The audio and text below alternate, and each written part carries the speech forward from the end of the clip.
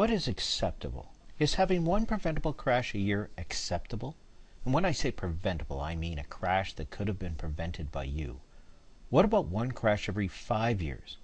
What about one crash every 10 years?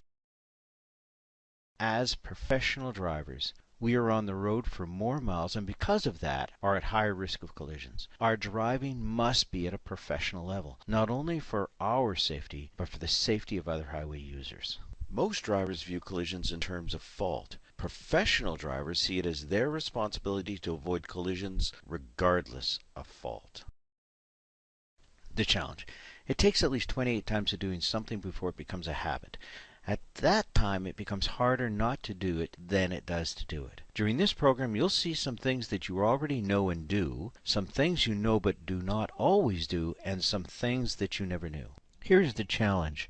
As you go through this program, choose one or two things that you find of value and practice them each day for 28 days, about a month. If you do this, then these new practices would become established habits. Given this, the time spent in this program would have had real value to you. Fundamental philosophy. This philosophy is core to everything we teach and do. Here it is. Regardless of anyone's knowledge, skill, experience, or training, there are some days that we are better drivers than we are on other days. Why is this?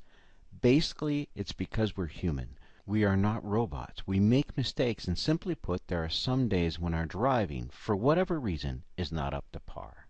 As professional drivers, we need to know when our driving is not where it should be. We need to look for and be aware of driving hints that indicate we are driving poorly.